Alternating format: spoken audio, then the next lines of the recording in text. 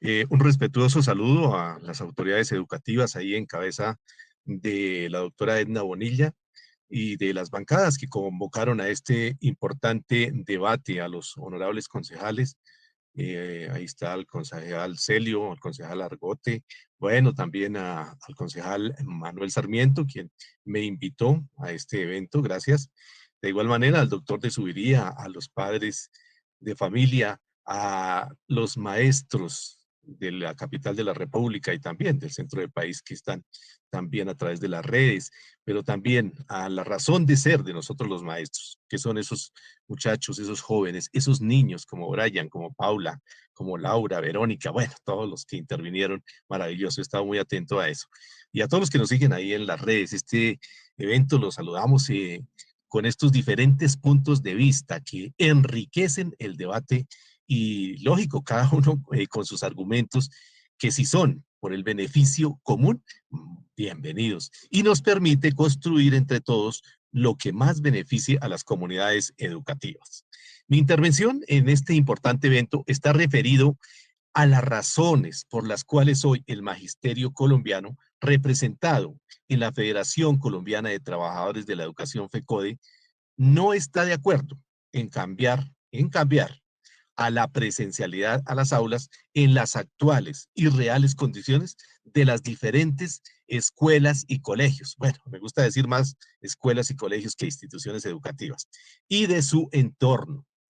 Lógicamente, la visión desde la educación pública y desde lo que pasa en el país. Claro, esto se ve reflejado en los entes territoriales, como en este caso, que estamos hablando de Bogotá, que creo que se han dado unas cifras muy importantes en ese sentido, por lo cual mi intervención es un poco más general a nivel del país, que seguramente hay cosas que se tocan a nivel de los entes territoriales.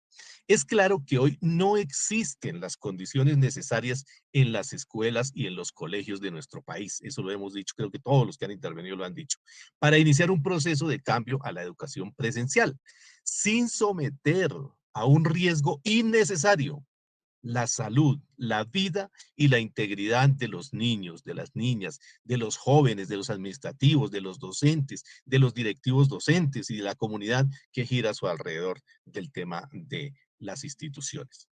Las cifras hablan por sí solas.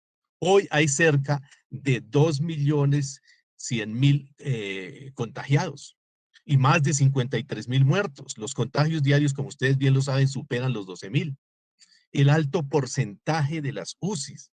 93.3% de los municipios hoy están afectados. Además, el mal manejo, ojo a esto, el mal manejo que el gobierno nacional le ha dado a la atención de la pandemia. Y esto se ve reflejado en ese preocupante lugar que hoy ocupa Colombia en nuestro continente y en el mundo. Y además de un plan de vacunación lleno de incertidumbres. Esa es una realidad o son varias realidades que he descrito ahí. El Viceministerio de Educación manifiesta que de las 9.351 instituciones educativas que hay en el país con sus 53.000 sedes, antes eran 44, bueno, no sé, ahora estas cifras han cambiado, están listas con todas las medidas de bioseguridad 1.465. Ojo a esta cifra, dicen ellos que están listas 1.465 de las 53.000 sedes. Si esto es así, y después de un proceso de verificación donde FECODE está interviniendo, donde se den efectivamente garantizadas las condiciones, incluidas las recomendaciones de las comunidades científicas y resueltas las dificultades aquí expresadas, estaríamos de acuerdo en orientar el regreso gradual a la presencialidad. Antes no.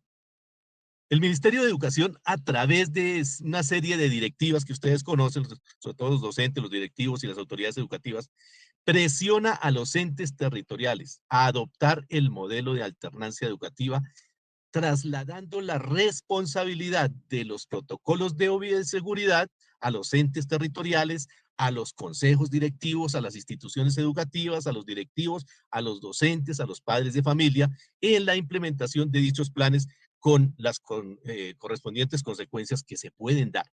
En la implementación de dichos protocolos, el gobierno nacional no ha hecho la asignación presupuestal necesaria para que los entes territoriales y cada institución educativa y sede puedan cubrir los costos derivados de este plan de alternancia escolar.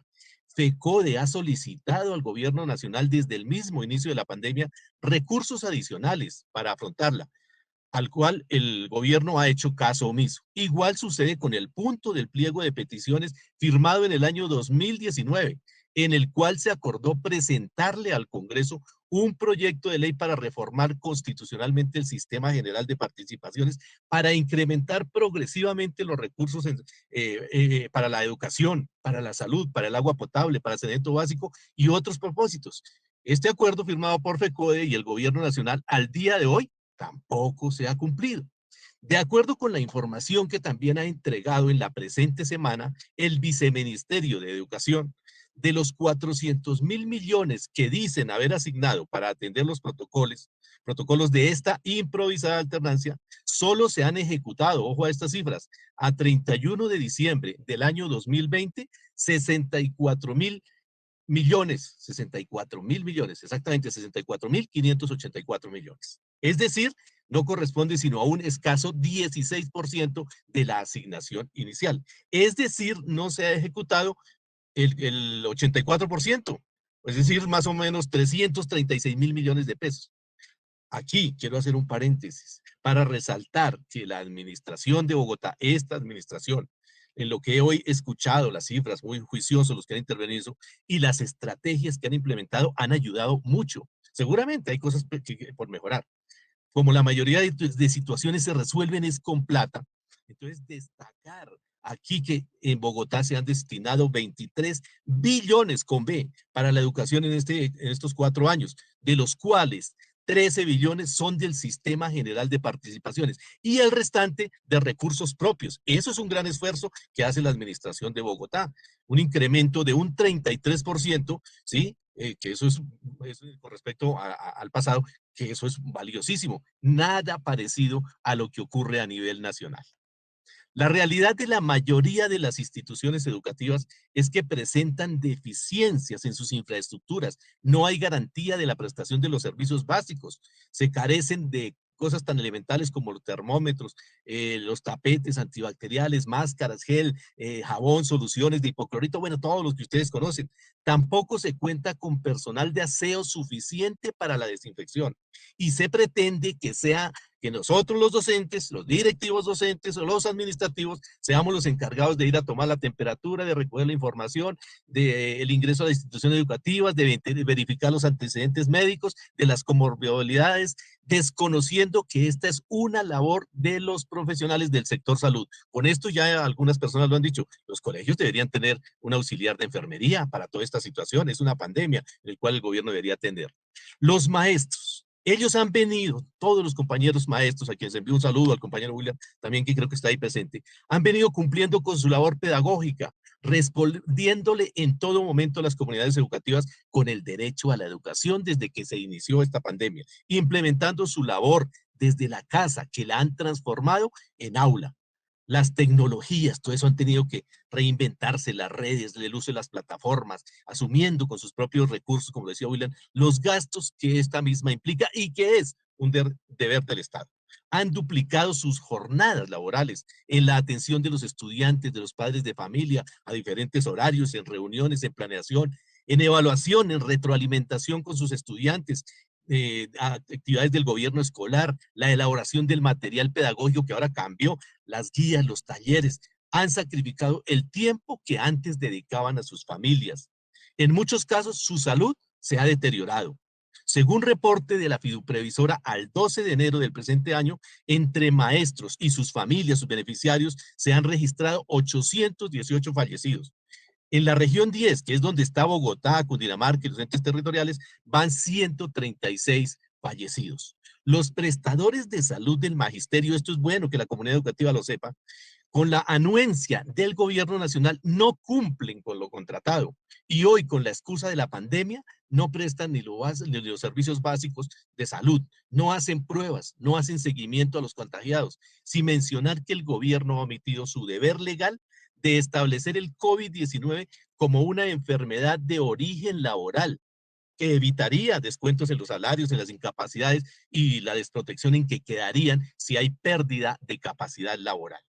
Pese a todos estos factores, y ya voy cerrando, y limitaciones, los maestros han asumido con profesionalismo y responsabilidad su trabajo. Debe destacarse, por ejemplo, lo que sucedió ahora en el departamento del Meta en Barranquilla, en esos puntajes del ICFES que fueron excelentes. Fueron estudiantes de instituciones públicas. Los maestros sí queremos regresar, y eso quiero dejarlo aquí bien clarito, los maestros sí queremos regresar a la presencialidad.